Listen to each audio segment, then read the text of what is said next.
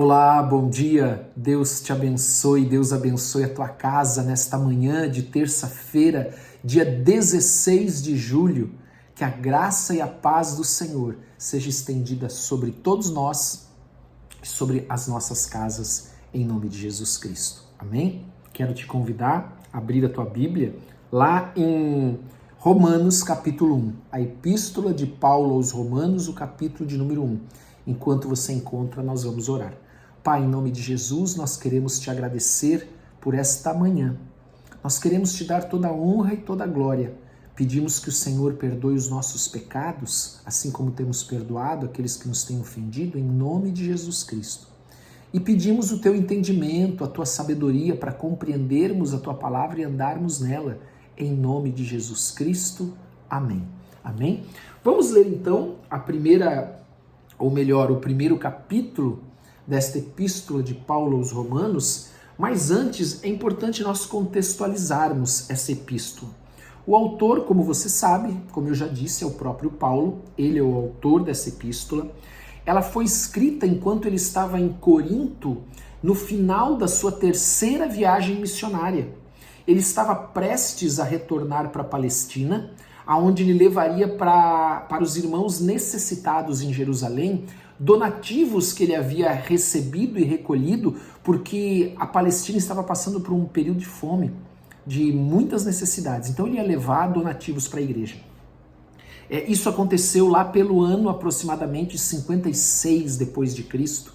E essa ida de Paulo então para Jerusalém, levando esses donativos, gerou o que nós conhecemos lá e lemos no livro de Atos dos Apóstolos, que Paulo então ele foi brutalmente espancado, uma guarda romana veio e resgatou ele, e então na sequência disso você conhece, Paulo apela a César, ele ainda permanece 2 anos em Cesareia, até ser enviado para Roma, quando então nós temos no livro de Atos aquela viagem de Paulo a Roma, que o barco ele sofre um naufrágio, eles param na ilha de Malta, até que então eles são encaminhados para Roma.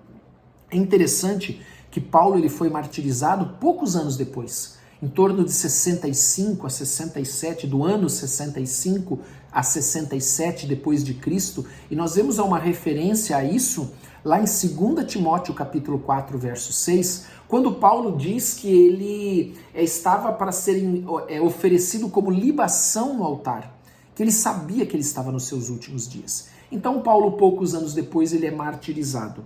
Agora, é importante nós entendermos que não foi Paulo que fundou essa igreja.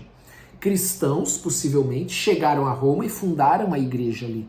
Então Paulo não conhecia os irmãos e os irmãos só conheciam Paulo de ouvir falar. Ele não tinha o conhecimento, ele não tinha estado em Roma ainda. Amém? Então, um dos principais objetivos, propósitos, e isso é importante nós entendermos dessa epístola, ela é ensinar a verdade do Evangelho. Ela é ensinar a palavra de Deus, as doutrinas. Então ele é, de certa forma, diferente das outras epístolas, uma obra doutrinária. Nós vamos aprender muito nessa epístola aqui. Muitas coisas nós vamos aprender aqui da doutrina de Cristo. Amém? Então agora nós vamos começar lendo a partir do verso de número 1, onde, como toda carta, Paulo faz o seu prefácio e a sua saudação. Porém, essa carta ela tem um quesito a mais aqui. A igreja, Paulo não estiver ainda em Roma. Então Paulo faz uma apresentação de quem ele é, do seu trabalho, do seu ministério, nesta apresentação, nessa saudação à igreja em Roma. Então ele diz: Paulo, servo de Jesus Cristo. Então a primeira coisa, ele já se define: olha, eu sou um servo de Jesus Cristo. Chamado para ser apóstolo, apóstolo significa enviado. Você sabe que Paulo, ele foi, e na sequência ele fala exatamente isso, separado para o evangelho de Deus. Você sabe que Paulo era um perseguidor da igreja, enquanto ele estava indo para Damasco prender cristãos, ele tinha carta do sacerdote, do sumo sacerdote, para prender aqueles que se declarassem cristãos, claro, judeus que se declaravam cristãos. Ele ali teve um encontro com o Senhor Jesus no caminho de Damasco, aonde ele cai prostrado em terra e pergunta: Senhor, quem tu és? e ele então, e a voz então na luz que ele vê responde: eu sou a Jesus Cristo a quem tu persegues. A partir dali, aquele que era um perseguidor da igreja passa a ser perseguido, entrega a sua vida a Jesus e se dedica então a pregar o evangelho das boas novas. E ele está então aqui se apresentando àquela igreja.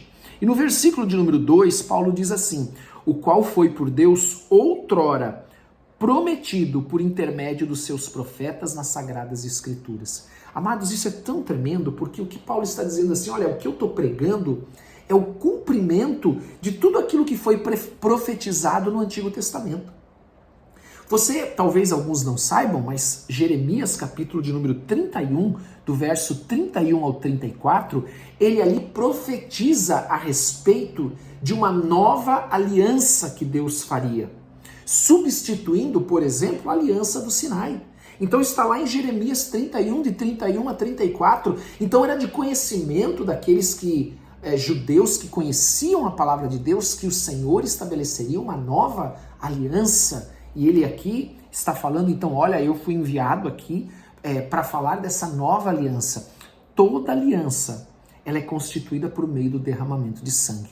Então, o sangue de Cristo, ele perdoa os nossos pecados, ele nos reconcilia com o Pai, aqueles que creem em Jesus Cristo, obviamente, mas o sangue também, ele é um fator, ele é um elemento da aliança, porque toda aliança é estabelecida por meio de derramamento de sangue.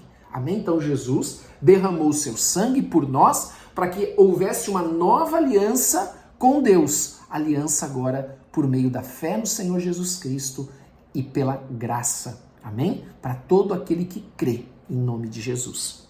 Versículo de número 3. Com respeito a seu filho, o qual segundo a carne veio da descendência de Davi. Parece muito simples esse versículo numa primeira lida, não é? Mas ele fala primeiro que Jesus Cristo era alguém real, que veio segundo a carne. Nós podemos pegar um historiador, entre outros, mas o historiador Joséfo, o importante historiador judeu, ele fala da existência real de Jesus Cristo. Amém? E ele também fala de algo muito importante, a descendência de Davi. Porque isso confirma o que no Antigo Testamento foi profetizado, que o Messias, Jesus Cristo, ele viria da linhagem de Davi. Então Paulo está fazendo toda uma apresentação de quem ele é e do que ele prega. Amém? Diferente daqueles falsos profetas. E ele continua ainda no versículo 4 dizendo: e foi designado Filho de Deus com poder. Amados, essa palavra designado significa que ele no grego ele tem um significado de distinguir. Então ele distingue Jesus de todos os outros homens por causa da ressurreição, e é exatamente o que diz a palavra aqui. Segundo o Espírito de Santidade pela ressurreição dos mortos, a saber, Jesus Cristo, nosso Senhor. Então, aqui nós vemos que a ressurreição, que nós sabemos e já aprendemos, é um selo da aprovação de Deus, de que Deus aprovou, por isso Deus o ressuscitou dentre os mortos, mas isso também o distingue como a evidência de que ele é filho de Deus. Como ele não é um homem comum simplesmente, mas ele agora é aquele que ressuscita, aquele que por meio do seu sangue, por meio do sangue derramado na cruz, estabelece uma nova aliança. E a ressurreição é o sinal de que essa aliança foi feita, de que o Senhor aprovou e por isso a morte não pôde conter Jesus. Amém? Versículo de número 5. Por intermédio de quem viemos a receber graça e apostolado. Então Paulo está falando, todos nós, viemos a receber graça. O que é graça? É um presente merecido, algo que nós não merecemos, mas que Deus nos concede. Viemos a receber graça e apostolado. O que é apostolado? Um chamado, uma missão, como alguém que é enviado, que é o significado da palavra apóstolo. E ele diz, por amor do seu nome, para obediência por fé. Amados, e aqui é muito importante nós entendermos isso. Obediência pela fé. A fé, amados, ela nos leva, melhor dizendo, à obediência. E essa obediência, amados, é porque nós reconhecemos que Jesus Cristo, ele não é somente o nosso Salvador, ele é também o nosso Senhor. Então a fé fala de obediência e de submissão a Jesus Cristo como Senhor. A partir de hoje, Jesus Cristo é o meu Senhor. A partir de hoje, eu sou servo de Jesus Cristo. Aquilo que Paulo se definiu a seu respeito no início, no versículo 1 já dessa passagem. Servo de Jesus Cristo. Nós somos servos de Jesus Cristo. Nós somos obedientes à sua palavra e nós reconhecemos Jesus Cristo como nosso Senhor. Então, nós somos submissos a Jesus Cristo como Senhor. Versículo de número 6, de cujo número sois também vós chamado para serdes de Jesus Cristo. Então todos nós fomos chamados também para sermos de Jesus Cristo. A todos os amados de Deus que estáis em Roma, chamados para serdes. Olha que interessante, ele nos chamou e porque ele nos amou, ele nos chamou. E ele nos chamou para sermos o quê? Santos, amados. Ele nos chamou para sermos santos. Amados, o que é ser santo? É ser separado do pecado.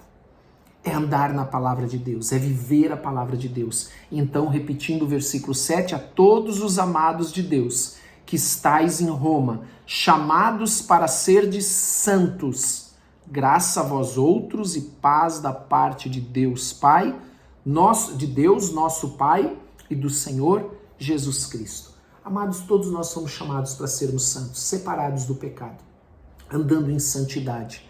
E andar em santidade é andar na palavra do Senhor.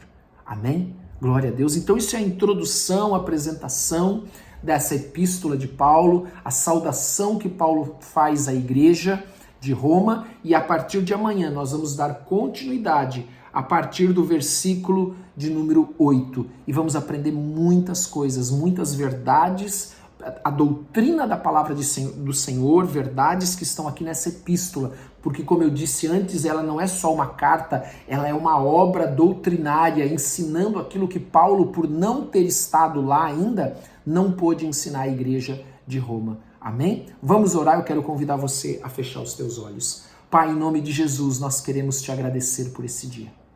Te damos toda a honra e toda a glória mais uma vez, Senhor. Queremos apresentar ao Senhor as nossas vidas, as nossas famílias. Senhor, queremos apresentar, ó Deus, a nossa saúde, pedindo que o Senhor nos dê saúde, pedindo que o Senhor nos dê proteção, que o Senhor nos guarde de todo mal. Dá ordem aos teus anjos a nosso respeito. Protege, Senhor, as nossas famílias. Abençoa os casamentos, abençoa também os filhos. Abençoa o viúvo, a viúva, o solteiro, a solteira, em nome de Jesus. Nós pedimos, ó Deus, a tua graça, a tua bênção, a tua misericórdia, o teu favor. Ajuda-nos, Senhor, e dá-nos um coração ensinável, um coração, como nós lemos nesta epístola até aqui, que é obediente, submisso ao Senhor Jesus Cristo. Ajuda-nos, Senhor. Abençoa-nos, ó Deus. É o que nós te pedimos em nome de Jesus. Amém e amém. Amém. Glória a Deus, que Deus te abençoe poderosamente. Tenha um ótimo dia. Um forte abraço para todos vocês. Não esqueça de dar like, de colocar nos comentários o teu pedido de oração. Nós oramos por todos e de compartilhar com quem você ama. Que Deus te abençoe muito. Um forte abraço.